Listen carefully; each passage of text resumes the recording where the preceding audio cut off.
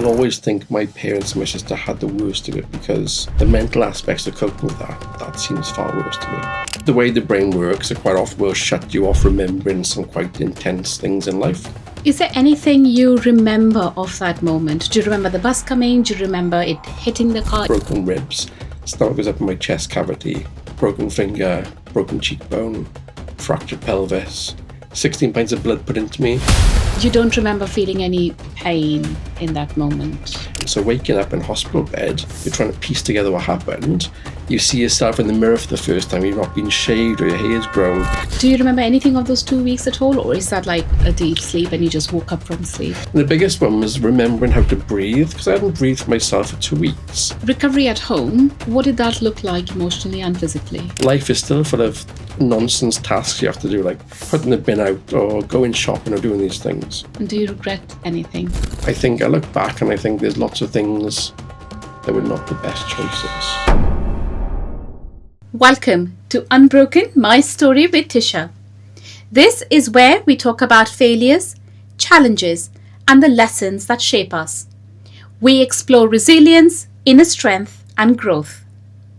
My guest today met with a serious accident in their teenage years that interrupted their life for almost a year, and it changed their outlook on life.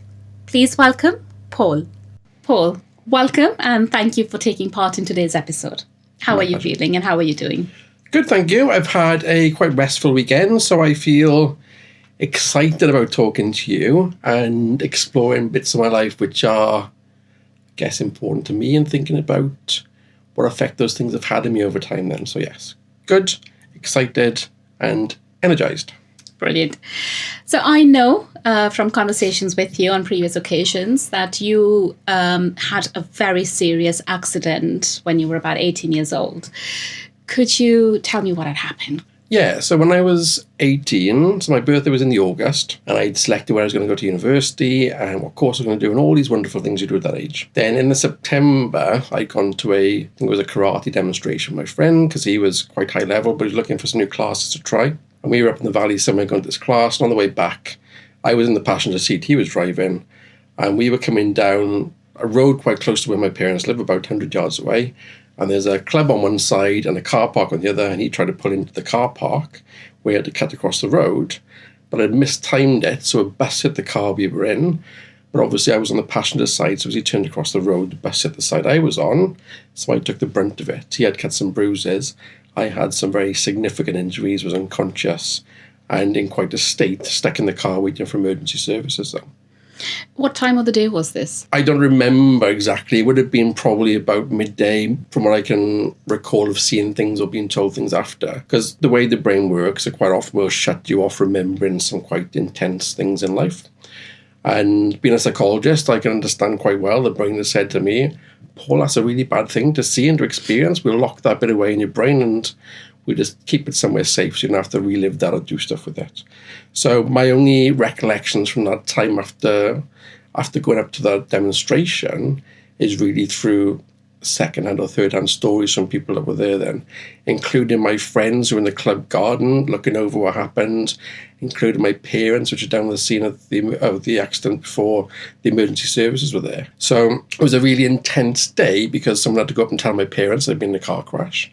I'm always grateful for that person going up to the house and having to knock the door and have that conversation with my parents. My mum, my dad and my sister were down there as I was in the car, bleeding to death, stuck in the car waiting for the fire engine and the police to arrive before they could do anything. And I haven't got children. I know you've got children. I can't imagine what it must be like as a parent seeing someone that you've brought into the world being in such a predicament. That must be really hard. So while I went through physical and psychological aspects of it, I always think my parents and my sister had the worst of it, having to see that. And then I was unconscious for 2 weeks. So on life support, on a high care ward, where they had to hope and pray for me to pull through. And when the police officers and the ambulance were taking me, they didn't think I was going to make it. That's how close it was. So I was right on that verge between life and death then. So as much as I can reflect, and I'm happy to reflect on the accident, how it's affected me and how it shaped my life, I will always think my parents and my sister had the worst of it because the mental aspects of coping with that seems far worse to me. Is there anything you remember of that moment? Do you remember the bus coming? Do you remember it hitting the car? Nothing. Now, I've probably imagined what that might be like because I wanted to fill the gaps in. Because when someone says to you, Paul, just going to strip away 2 weeks of your life, that's a big fat gap in your memory then. So it's like, it's natural to want to try and fill those things in. Then you'll see films on TV or bits of videos or car crashes on like police channels, different things, or on the news. So then you start to fill in blanks of what it might have been like. But I don't think any of those memories would be my experience. I think it's always more like third-person perspective of, oh, that's what it would look like if I was a bystander or somewhere nearby to that thing that happened. I had lots of things happen. 100 stitches on my face and my head, perforated diaphragm, my lungs collapsed, I had broken ribs, stomach was up in my chest cavity, broken finger, broken cheekbone, fractured pelvis, 16 pints of blood put into me. It was a lot to go through. And then waking up 2 weeks after that. And you don't remember feeling any pain in that moment? Not off the moment. The really weird parts were after waking up then. So you don't know what's happened. You've been on a drip for 2 weeks, so you've lost masses of weight. You feel weak, you feel bruised, you feel cut, both from the accident and from the surgery they've done to take all your stomach out and check it and put it back in. There's all these weird things you start to discover then. So waking up in a hospital bed, you're trying to piece together what happened. You see yourself in the mirror for the first time. You've not been shaved or your hair's grown. You look gaunt and not very well because of everything that's happened, much thinner. So that's the weird part, is then you're trying to piece together what's happening bit by bit while you're being in pain, while you've got a lack of energy, all of these things coming together. That's a lot to be able to cope with then. And it took me a long time to just get back to what I would class as any type of normality then, where you're coping with the after effects of going through that. My spleen was shattered, so I lost my spleen. So that meant my immune system was compromised. Having scars on my face, which are not so visible now, when they're fresh and raw and you're 18, you're still very nervous about the way you look and the way you present yourself to the world. That's massive then when you've got people asking you, well, what's that on your face and what's gone wrong there? It puts you in a more vulnerable position then. So you were unconscious for 2 weeks. You were obviously in the hospital, and I'm assuming your parents and your sister were by your side pretty much as they could be, maybe 24/7 if that was allowed. Do you remember anything of those 2 weeks at all, or is that like a deep sleep and you just woke up from sleep? So my parents couldn't be on the ward very much because there was I think it was MRSA outbreak, so they had to really gown up and be protected, and we're only allowed in for certain bits because it was very serious at the time. So they were there, hovering about outside of the ward, but I don't think they actually got to spend that much time in there. It's very interesting. I use the word dreams, but it might be hallucinations of being, because I had life support machine and I had a tube down my throat. I had visions of me, or hallucinations of me, being underwater and like swimming with fishes and doing stuff. But that's what it was like. I imagined myself underwater, just floating around and just nosing and stuff and being inquisitive then. That's the main memory I had. And just the weakness and the injuries and finding new things all the time about, didn't realise I'd broken my finger, that's why that's hurting, or there's some new scars in this part of my body, or some new scars in that part of my body, or there's a bit of myself missing where the spleen's been shattered, or when they've taken my stomach out to check it and I put it back in, obviously it's back in the same place, but it's not twisted around the same way as it was, so it just feels different. And there's those little subtleties which are like, well, that's a bit strange. And the biggest one was remembering how to breathe, because I hadn't breathed for myself for 2 weeks.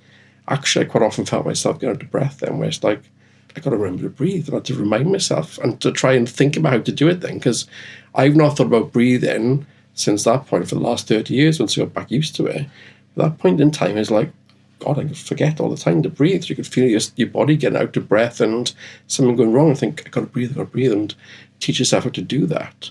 That was a weird experience.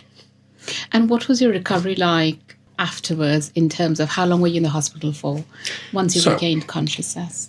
So 3 weeks in total, but 2 unconscious, 4 days high care, 3 days normal ward. So recovery at home, what did that look like emotionally and physically?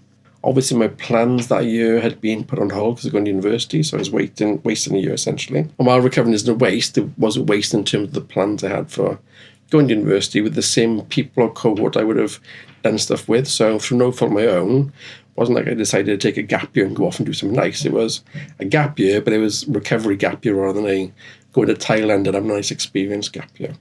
So then slowly trying to find my feet, then hospital appointments, trying to start to go out places. And as I mentioned earlier, that was nerve-wracking as well because I'd always get questions. I didn't want to face questions particularly, didn't want to have to answer stuff. And so it was like dipping my toes into the water, but then being conscious that was a lot of energy to use. And it was like, I don't know how much I can put up with this all the time. So trying to find that balance was harder. Did you find kindness in people at that time at all? Or did you find maybe there were some unkind words and comments as well? I think kindness generally, because I think when you've been through that much, it was mainly friends I would see. There's a lot of kindness there. If it was harsher comments, it'd be more like from children who don't know any better then. So they might say, "Oh, what's that on your face?" And they see I got a massive scar along my side of my face. And it was quite red and raw at the time. So things like that, which are, they make you more self-conscious, but it's not the child being deliberately mean, a bit more naive about the fact that someone might take that in different ways then. So that was probably the hardest part then. But obviously you are aware of the fact that these things affect your appearance. I think most 18-year-olds, and I think it's got worse over time with social media, there's a lot of concentration on your appearance these days for how you look. So when that's being challenged at that age of 18, I think that's quite a vulnerable position to be in then. So that took some time to get used to then about how you deal with that, how you get used to having a scar, thinking that it's very red and raw at the time, when's that going to change? And now you can hardly notice it, but at the time it was a lot different then. So things like that are just difficult, but they also provide some foundational blocks about how you think about yourself and how you cope with stuff then. So the fact that I've survived a car crash, I'm still here, I got a second chance at life, and that's been a driving force then to try and push me to do things, to try and make the most of life. How did your parents and your sister help you with your recovery? Just being supportive, I guess, in terms of the things that they'd be looking to do then to make sure that they would give me time and knowledge and be able to support me and look after me and do things for me then. So my sister would have been about 16 and a half at the time, roughly. So she was supportive. We had a good relationship. Yes, we'd argue because that's what brothers and sisters Who do. doesn't? Yes. But if any family member was threatened, then you would put things in place to make sure that I was correct then. So yeah, they did as much as possible to help me, just being supportive and being able to be there for me. And I guess that's all you need really. So would I want to be the one trying to walk to the kitchen to do stuff when every bit of me ached horribly and I had cuts to recover from and scars all over the place? Probably not. So if I was on my own, living on my own in some way, that would have been really hard then. So having supportive mechanisms just for that, but also the emotional support as well and just have people around you. But when you're 18, I think it's quite a difficult age as well because sometimes you might not want people fussing over you and doing stuff. So I think it's hard to remember now, but there's probably part of that as well because I've never been like being fussed over. If I'm ill, I like being left alone. I don't like being said, "Oh, come and mop your brow," or make it sound like, "Just leave me alone. I'll get over it. Just don't want to be on my own then." So there's parts of that as well which are quite hard where you're always battling because you know people are trying to be kind and nice to you. But also there's a bit about I just want to be left alone to just recover and just get on with stuff then. So What did you understand about your independence and your body and yourself when you went through this incident? So I think you can react in different ways. And I've often thought about this because I've known people who've had similar, different experiences around having an accident or a car crash or different things. And people react in different ways then. Some people wouldn't want to go in a car ever again. Some people might be nervous about going out or doing things. I think that I never suffered from that. I was back in the car as soon as I possibly could. I hadn't passed my test at that time, but I was trying to learn how to drive again as soon as I felt up to being able to do that. I've had cars and motorbikes and different things in later life, so it's never affected me in a way of thinking, well, I've got to be more protective now or more careful now. I think I was naturally good at trying to find a way through and finding the positive thinking, right, well, I'm here, I'm still here. Let's see what I can do with my life now. I've got it back as a second chance then. This is quite rare. I think a lot of people would be the other way around and think they have to now take so much more care of themselves, and they would probably be fearful of sitting in a car again and forget about going on a bike and, learning how to drive or any of that. So what made you think, no, I want to give life still a go and I still want to do these things. I don't know if there was a conscious thinking, like I didn't sit down and think, right, let's ponder this and decide I want to do it. I think it was a natural reaction to whoever I was as a person. But I think over time as well, I've become more comfortable with that decision, as if it was always a part of me to treat things that way. We've had conversations more recently about philosophy and thinking about life generally and our existence on the planet and what life means. And I think that for a driving force for me has always been to make the most of life. I want to do stuff with my life and try and find ways to do it. But that has shifted over time in terms of what I think the priorities in life should be. What do you mean? Philosophically, about what I think life is about or not about, those things have shifted as I've gone through different forms of education, as I've had different experiences in life, as I've met people, had relationships. I think for me anyway, the way I think about it is you learn all throughout your life in different ways. So my view on life has changed quite a bit as time has gone on as well. It's reinforced what I would say is the foundation of who I am. So psychologists would often say that your personality is relatively fixed. So my Sunday philosophizing every day before coming to see you is about thinking about that. Is personality really fixed, or is it malleable, or does it change? And I was thinking, for me, it's more about there's a foundation. There's always Paul, but actually how that manifests itself changes over time and has changed over time. The reason being, the more information you come across, the different philosophies you come across, different experiences you have, then you refine your thinking then. It's like you're writing your own book for yourself. But actually, like any good book, it takes twists and turns, and you know the skeleton of what it's about, but actually those experiences shape the decision-making at different points in time. And so I think that's definitely changed over time. There's narratives in life generally that get pushed upon us about having to have kids or having to be rich and have a bigger house or all these different things that get pushed upon us.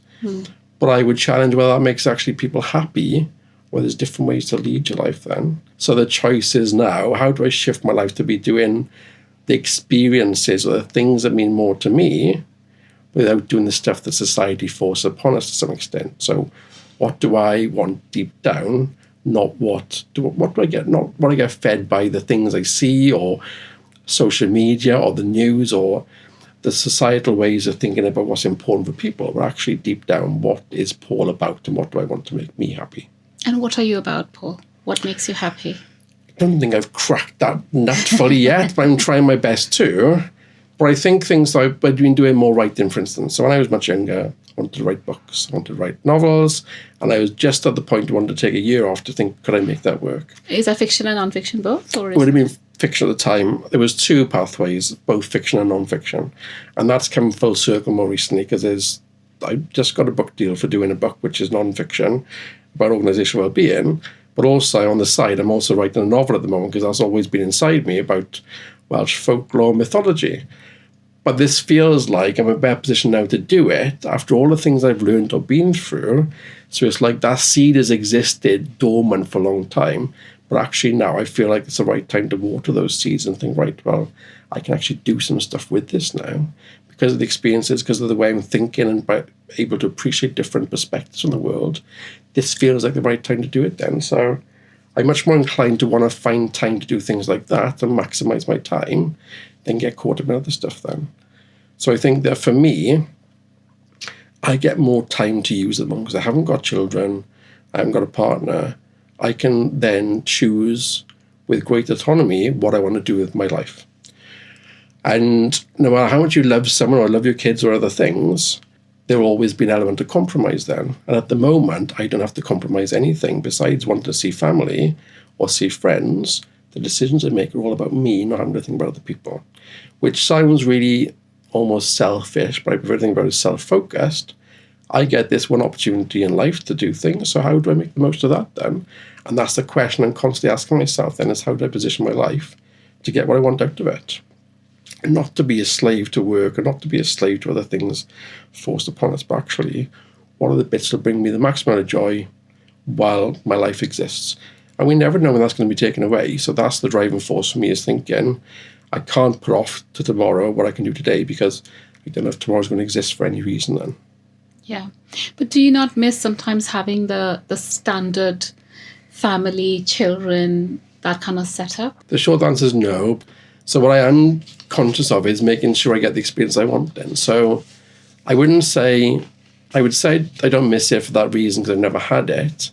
But also when I imagine life like that, and when I see colleagues and friends exhausted because they've taken multiple children to all types of parties and events and doing different things, or I see the economy being quite difficult for people at the moment and the cost of living generally, they've been able to food and clothe kids and all these different things, or going out for experiences, everything's more expensive then. But that reinforced me then because I knew that when you bring other people in the world or you've got a partner doing things, then it's all about compromise then. You find the balance between you both.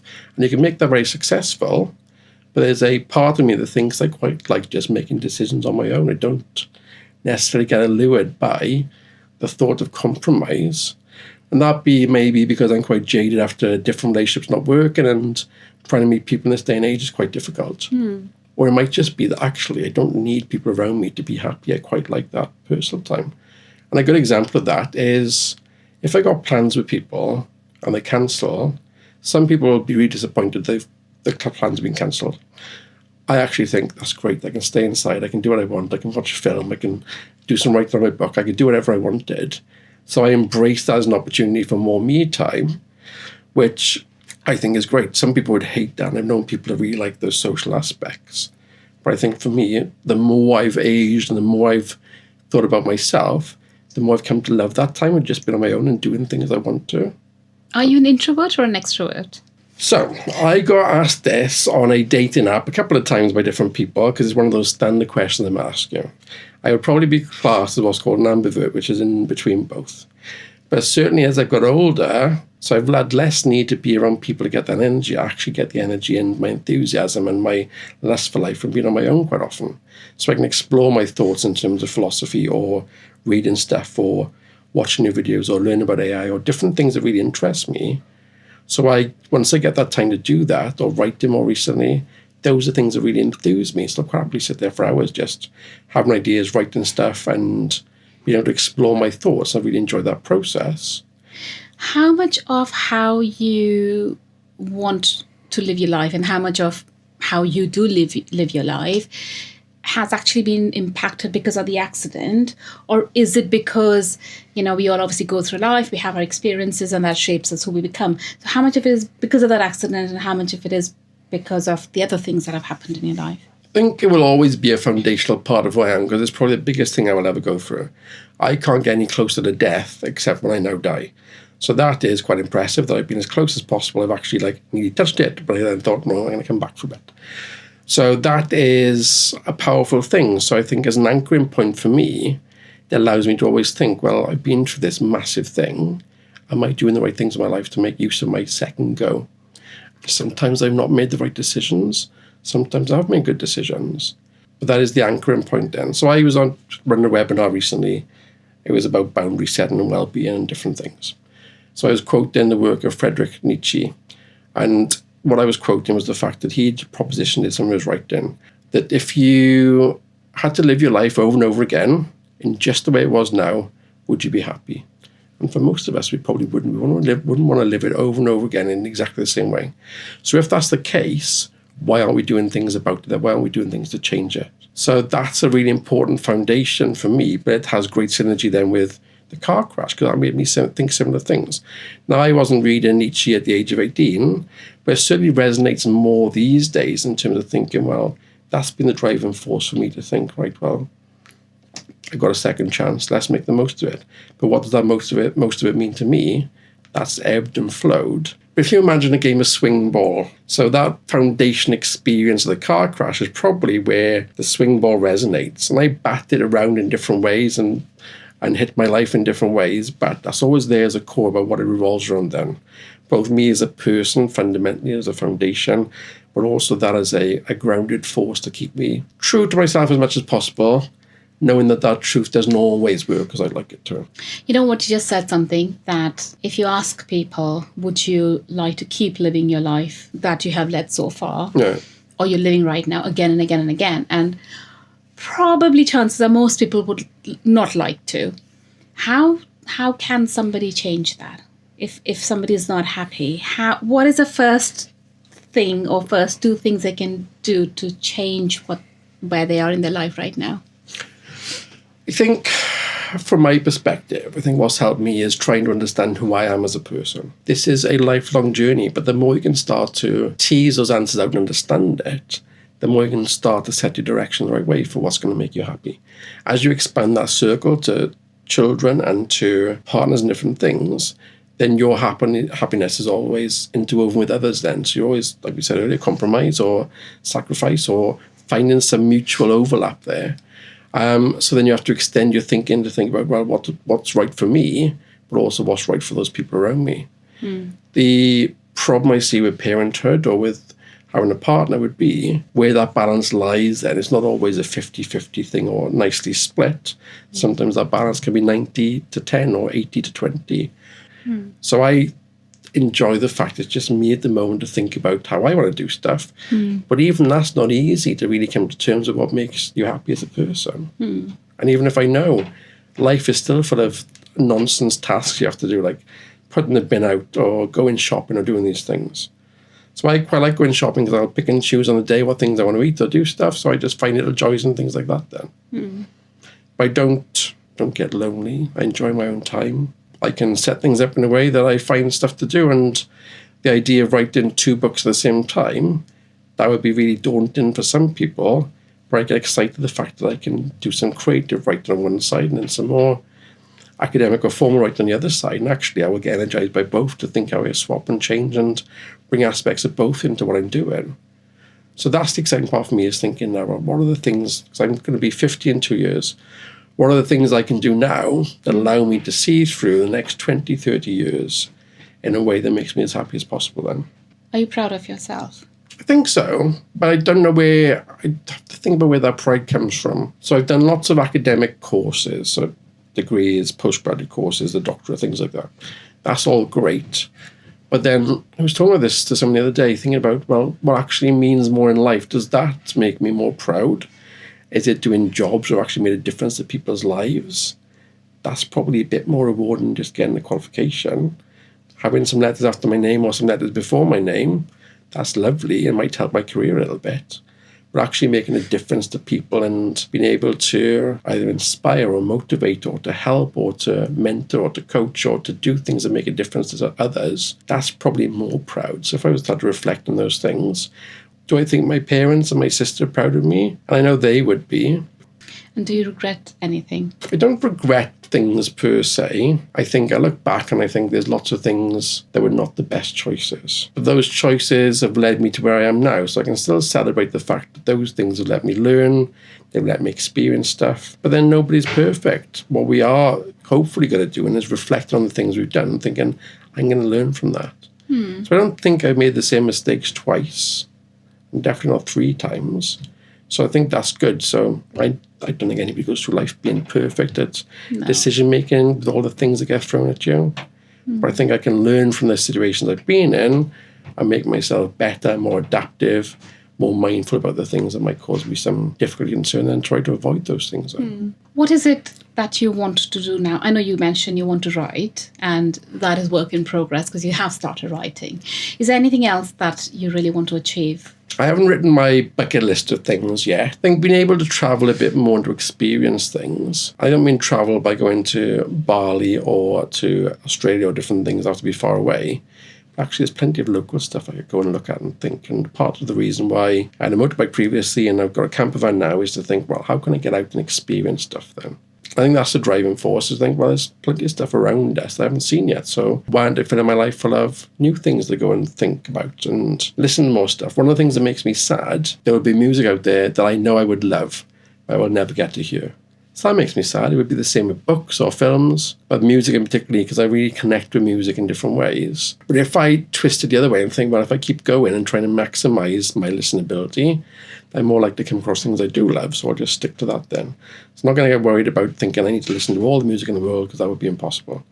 But if I keep going to make sure I listen to new stuff and explore new stuff, then I will always be constantly excited when I listen to things. Coming back to your accident, is there anything you think people should know about or understand or be aware of when they come across somebody who's gone through a very serious, life-changing incident in their life? I have a problem with that question only because Every single person is different. So I'd be asking the questions and saying, understand you've been through this. Do you want to talk about it? If not, I'm happy to ignore it. But just have those conversations then to say, I understand you've been through something. That can be quite emotionally taxing. If you want to talk about it, I'm here. If you don't want to talk about it, I can ignore it completely and just pretend it never happened. And one of the greatest compliments I had recently was someone said to me from work how much they appreciate it. Whenever I ask how someone is, I genuinely mean it. Will ask questions. I don't just say, how are you? Because that's what British people do.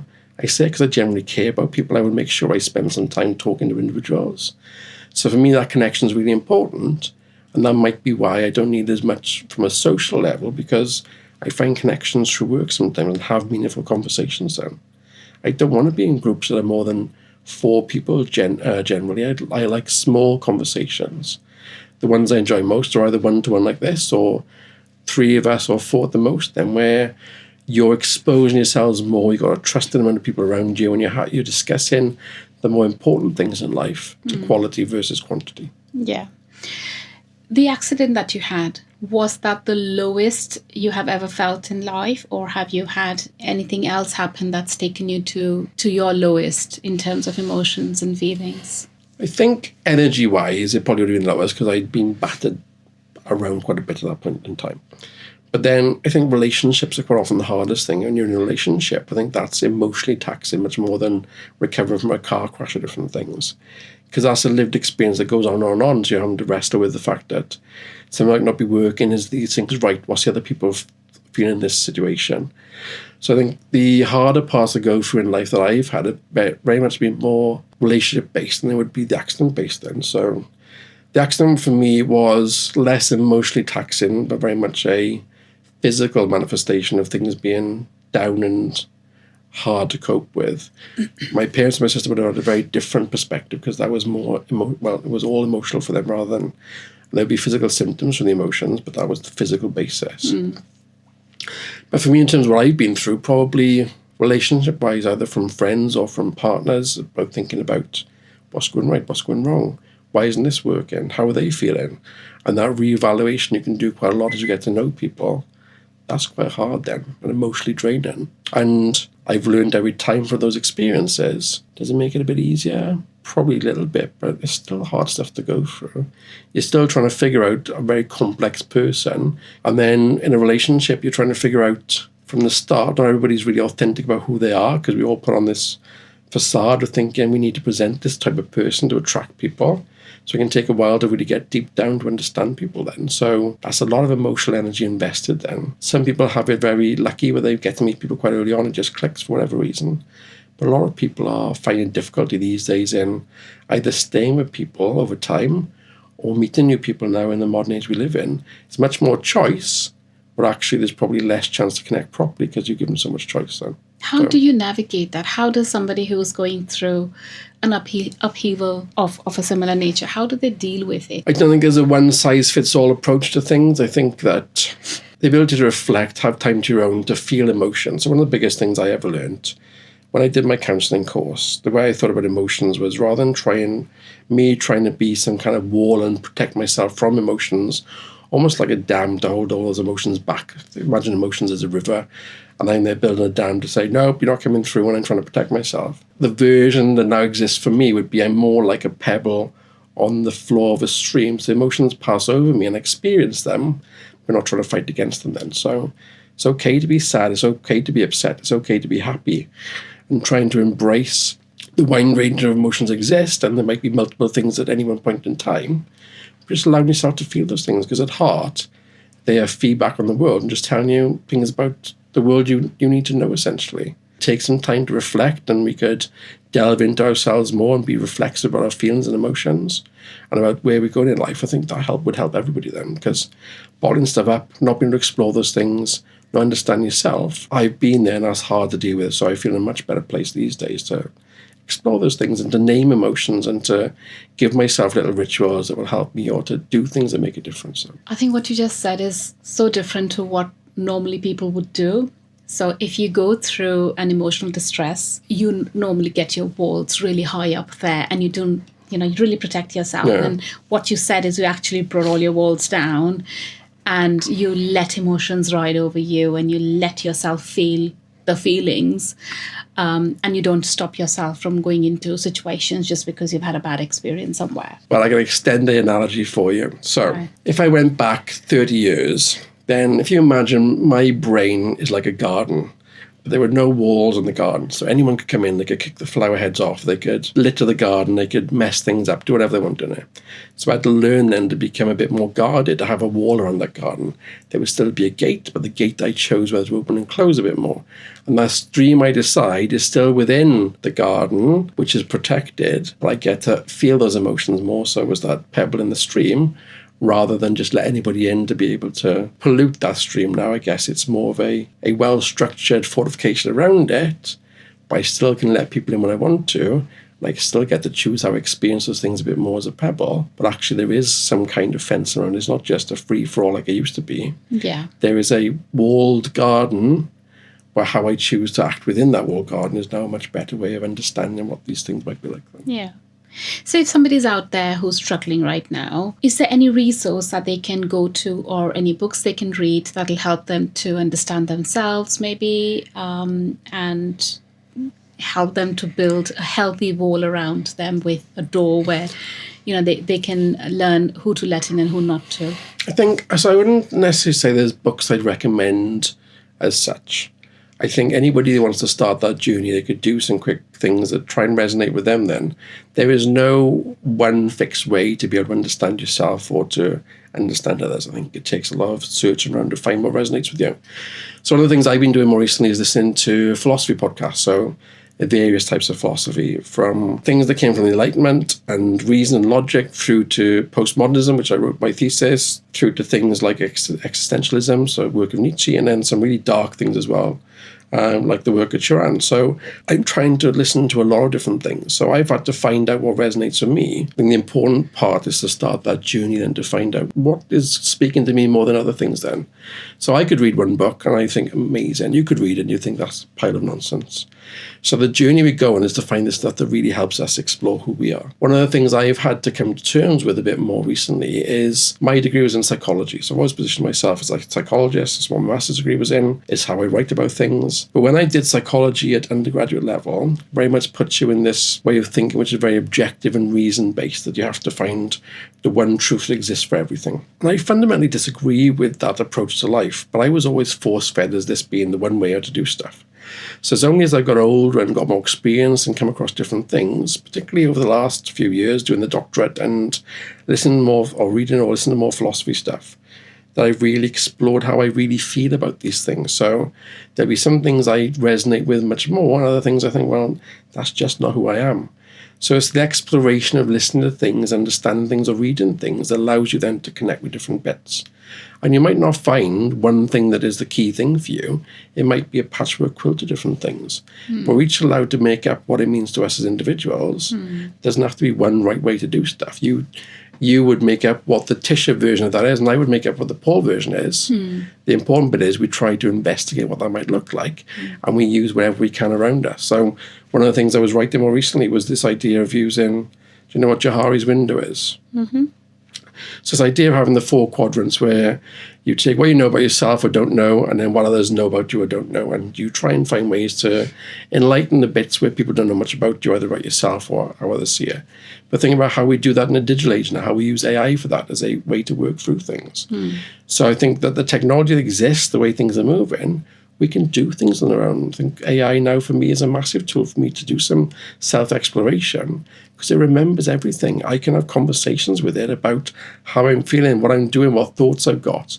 And it will reflect stuff back to me. It will be able to remember all these things. The same could be true of journaling, where you're talking to yourself through a journal and writing stuff down. Same could be true of a therapeutic relationship where you're doing stuff or using a coach.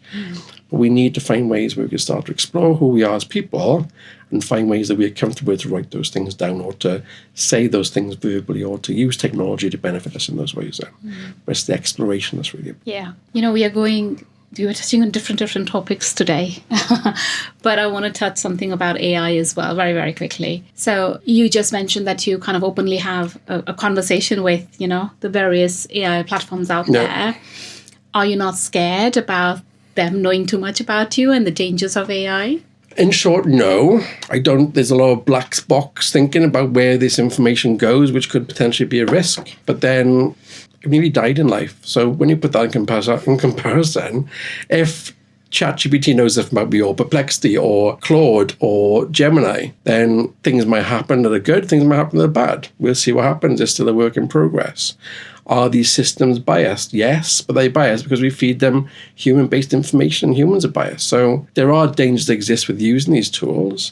But if as humans we are critical, and we've always got ourselves involved in these things and we use them the right way, then they can be massively powerful then. Doesn't mean we can just leave it up to the tools to do their work. I think there's always got to be some kind of human insight or intervention or thinking with it. But the way I think about AI, and probably things I write about and talk about, is if you imagine like a double helix in genes, then I could really see me and AI almost twisting together to make my development more effective as a double act then of me being able to reflect and use as a tool to enable me to think more clearly and more insightfully, not by AI doing the thinking for me, but accelerating my own thinking process and my own adaptation to it then. So I can definitely see how that would be a really powerful thing for me to be able to do. Some people will not be comfortable with that at all. They will be very resistant. And on my dating journeys, I've met people who are like anti-AI, and I'm like, I don't know if I could actually want to be around you if you're that far against it, because it's not going to work very well if I'm so pro-AI and then they're like, no, can't think of anything worse in the world, like it's the work of the devil. I think there's massive opportunities, and I've said this to lots of people, I'd rather be on the crest of the wave and learn stuff, and I find it exciting to think that those worlds I was promised on Star Trek years ago, they might be coming true now in terms of how technology is evolving. So I'd rather be closer to it, to understand it, to embrace it and use it, but being mindful of what the risks are. But I think there's massive potential there, and I'd rather see the potential while being mindful of the risk than being risk averse and thinking, I can't do that, there's too much involved. I think I need to have you again on my podcast just to talk about AI. Always happy to talk about it. Because that's a different conversation and a big piece of conversation in its own right. What if somebody who's listening to us right now says, Paul, because you don't have a partner in a family, you are obviously relying on AI to have a conversation with. How would you respond to that? I say, is it wrong to have a conversation with something that is a reflective tool for myself? No, but maybe having such a reliant, almost like a relationship with AI, and that's because you possibly don't have like a family or kid. No, I got my parents I can talk to, I have friends I can talk to, but if I want an always-on thing I can interact with, so I'll quite happily later in bed and I'll have things on my mind thinking, right, I need to get this out of my head at the moment, so I'll have a conversation with ChatGPT on my phone where we talk back and forth about things and explore ideas. Some of my best thoughts, ideas, things I've written about is being out and about, and I'll be like, right, I need to make a note, and I'll just send something into the AI to say, I need to talk to this about you later, I need to get this out of my head later and do things. So that's an exciting prospect for me. It's not just like making notes. Yeah. It's like a much more enhanced version of that where it reflects stuff back and it'll tell me, oh, you might want to think about this. And I'd be like, no, I think this is the way I'm thinking. And it reflects, it paraphrases, gives me some facts I could look up elsewhere. But I'm always critical and mindful of what it's doing. But I love that interaction to explore those thoughts then. So, but it gets to know me as well. So it knows the way I think. So it's more in tune with me now because I've used it so much. So I get much better responses. And the responses I get are, because I program it to be, witty, funny, quite cut-in, satirical. Because that's the way I like to think about things. And it gives me those things back then. So it makes me laugh sometimes, much more than some people in my life do. So the fact they can offer that, I think is a wonderful thing. Is it for everybody? Probably not. But I've had a lot better conversation with that than some of the people I met on dating sites. So I think it does a pretty good job at the moment of filling whatever hole I've got. Is the hole the same for another person? Probably not. But what I get from it is massively valuable. Yeah, I understand. I totally get that. So, I mean, we have literally touched a fair few topics today. What have you learned from all the challenges you faced in your life? What is your takeaway? The one thing, the most important thing, and it strings all the things we talked about together, is the need for introspection, of reflection, reflexivity, and the work you do as an individual to understand yourself.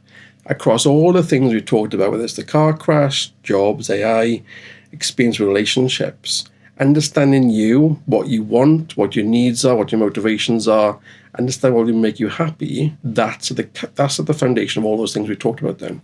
So if anybody's listening to this and wants to take something forward, just spend some time trying to do that and thinking about what does life really mean to you? Are you getting what you want out of it? Because we only have one life, and that could end tomorrow. So the more we understand what we want, the better life choices we can make.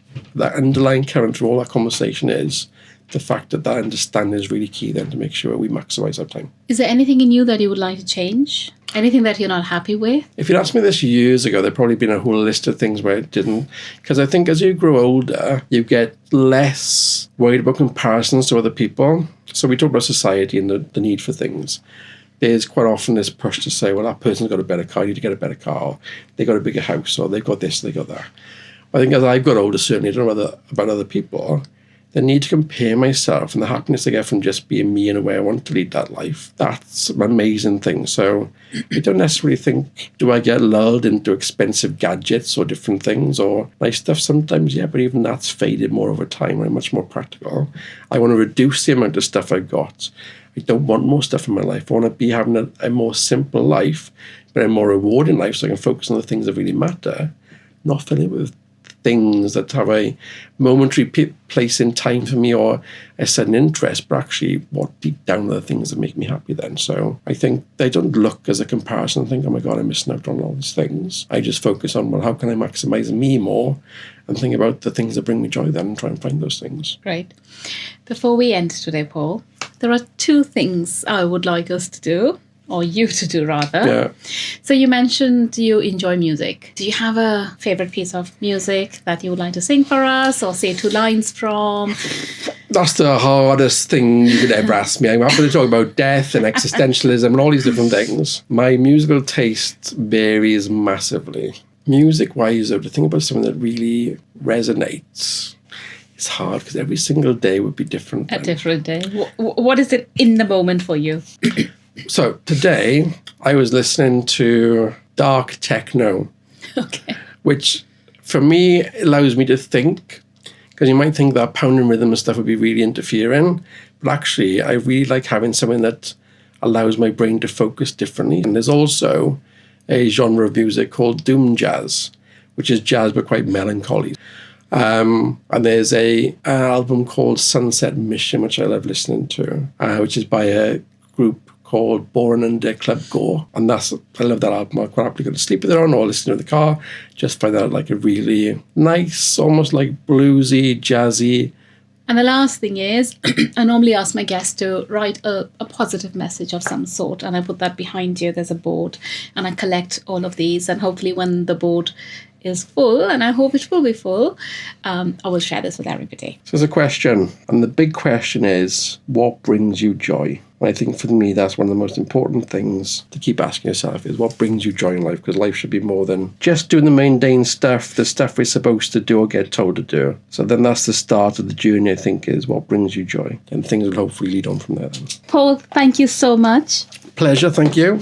I hope that whoever has heard us today has taken something from this episode. For myself, I think it's about going on that self journey, finding yourself, knowing exactly who you are and what makes you tick, what gives you that joy and happiness, and then to have the courage to pursue it as well.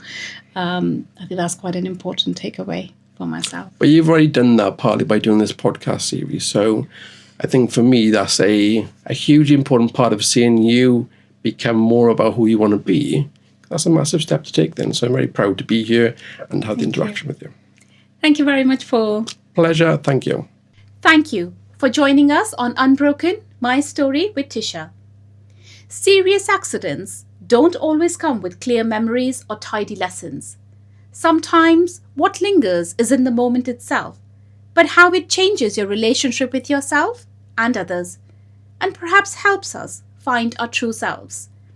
If you found this episode useful, don't forget to subscribe, share, and continue the journey of resilience with us. Until next time, stay unbroken.